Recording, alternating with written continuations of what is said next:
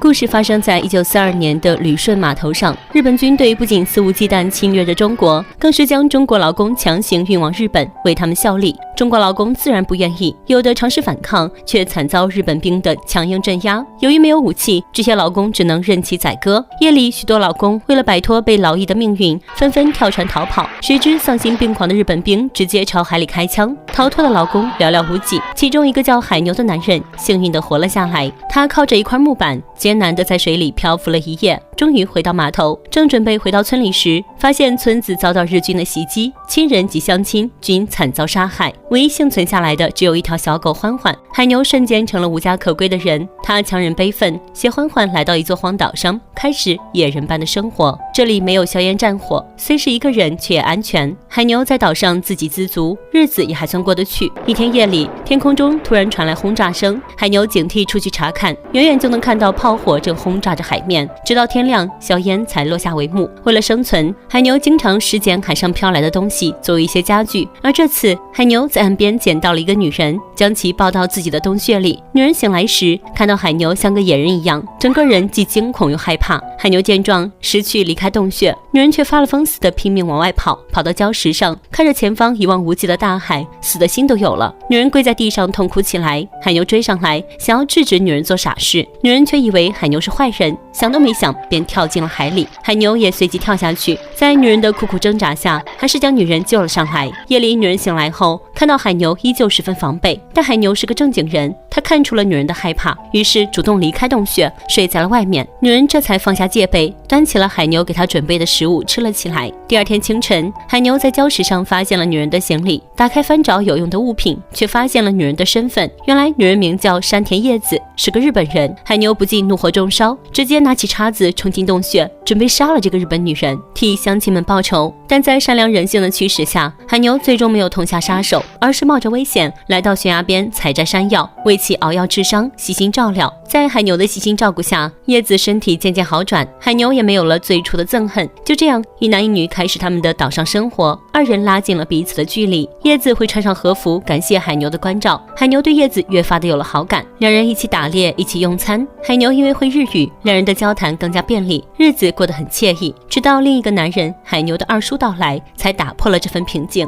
这二叔，谁？海牛。二叔，海牛啊，你不是去日本了吗？怎么到这儿来了？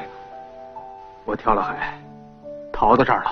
原来二叔和海牛的父亲都没有死，只不过他们躲了起来。二叔阴差阳错找到海牛，二人十分高兴。可当二叔看到叶子时，一眼就看出了叶子是日本慰安妇的身份。海牛知道后，对叶子的态度发生了180度的变化。这个男人流落荒岛，意外捡来一个日本女人，在相处的过程中，二人满生情愫。但海牛得知叶子是慰安妇时，他对叶子的好感变成了厌恶，一气之下将叶子的行李扔了出去。叶子没有生气，若无其事将行李捡起来，继续生活做饭，每天依旧对海牛问好。可海牛依旧不能接受叶子是慰安妇的事实，他划了一张小船，准备送走叶子。一听要被送走，叶子紧紧拉住行李箱，说什么也不肯离开，甚至向海牛下跪，哭诉着让海牛不要送走自己。海牛最后无奈松开了行李箱，来到礁石上独坐许久。叶子之所以不想回去，因为对于叶子来说，慰安妇集中营简直就是人间炼狱。海牛这一刻深深明白，原来日本人的到来不仅给中国带来伤害，随军的慰安妇何尝不是受害者？他们被迫离开自己的家乡，跟着军队受尽屈辱。海牛突然有一丝心疼眼前这个女人，但对于叶子的身份，海牛始终不能接受，于是总是有意无意躲避叶子。可叶子却不在意，无论海牛走到哪里，他就跟到哪里。这天海牛前脚刚走，叶子就追了上去。海牛听到叶子的叫声，赶紧回头，原来是一条蛇正朝叶子慢慢逼近。叶子吓得步步后退，海牛见状，赶紧将叶子护在身后，捡起地上的石头使劲砸向蛇。见蛇彻底死去，海牛转身就要走，叶子紧跟其后，并且把自己不幸的身世说了出来。原来他和一些同伴都是被日军骗来的，说中国这边可以赚很多的钱，到了之后才发现是来伺候皇军的。听完叶子悲惨的遭遇，海牛内心彻底放下芥蒂。就这样，两人在孤岛上过起了普普通通的生活，仿佛一对夫妻一般，一起捕鱼做饭。海牛有空还会教叶子说中文。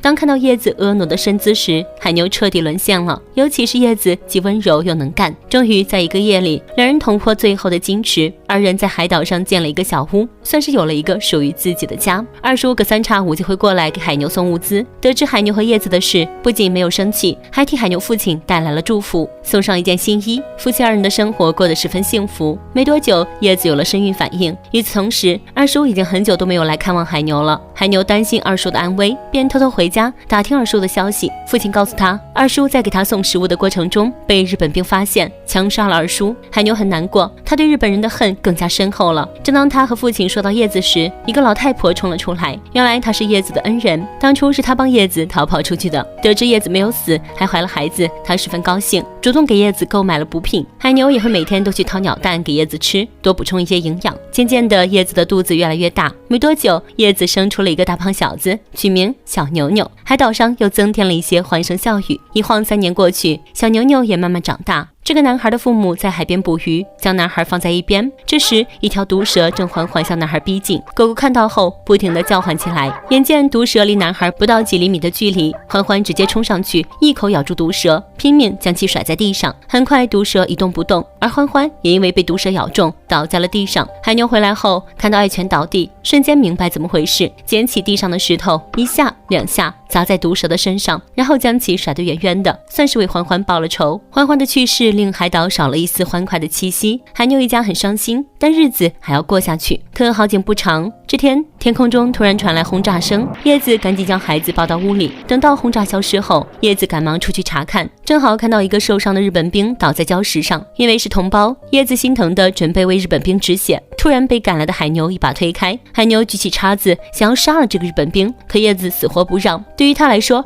日本兵就是他的同胞，他不能见死不救。可对于海牛来说，日本兵是敌人，怒气之下一巴掌扇在叶子的脸上，奈何叶子还是死活不让。没有办法，海牛只能扔掉叉子，走得远远的，来到礁石上跪了下来。他愧对死去的父老乡亲们。日本兵最后因失血过多领了盒饭，叶子将他的尸体抛进了海里。没多久，节节败退的日本小队逃到了荒岛上，他们一眼就看到了海牛的家，纷纷朝屋子走去。海牛看到成群结队的日本兵，意识到危险即将来临，于是大声呼叫叶子：叶子，快逃！鬼子来了！听见叫喊声后，叶子抱着小牛牛躲进山洞。海牛因为大声报信，被日本兵发现，当场被活捉。他们把海牛绑在树上，对他进行毫无人性的折磨。叶子看到这一幕，十分的难过，他冲了出去，以为自己的日本身份能让他们饶过自己和家人。可丧心病狂的日本人根本就不会在意叶子的身份，甚至把叶子当成了发泄的对象，丝毫不顾他们是同胞。看到妻子受辱，海牛一边痛骂一边挣脱，终于挣脱开来，准备去营救叶子时，却被日本兵从背后刺死。叶子看到丈夫惨死，顿时生无可恋，满身血迹的她宛如行尸走肉，缓缓靠近海牛，摸了摸海牛的头，让叶子没有想到自己的族人竟然如此的残忍，甚至还在一旁大笑不止。叶子接着站起身来，漫无目的的走着，突然一个日本兵朝他开了一枪，彻底送走了叶子。丧尽天良的日军连同胞都不放过，叶子临死之际用最后的力气喊出儿子的名字。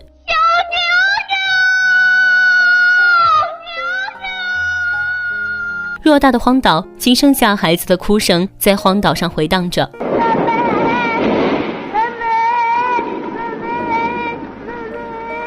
他的下场不用想也知道，翻腾的海浪随时能将他吞噬。影片到这里就结束了。战争带来的伤痛几乎是难以抚平的，不管是被侵略的一方，还是被卷入的一方。海牛和叶子本不该有交集的两个人，因为战争被迫有了交集。从二人的相遇到相知相爱，就注定不会有好的结局。国仇家恨已经横在他们之间，即使能跨越内心的障碍，但依旧会受到别人的阻拦。影片也充分体现了日本兵的可恨和丧心病狂，不论是被侵略的国家还是同胞，丝毫没有人性可言，对他们的恶行都嗤之以鼻，只因他们就像魔鬼一般，毫无怜悯之心。因此无论过了多久，他们都不值得被原谅。关注我，咱们下期再见。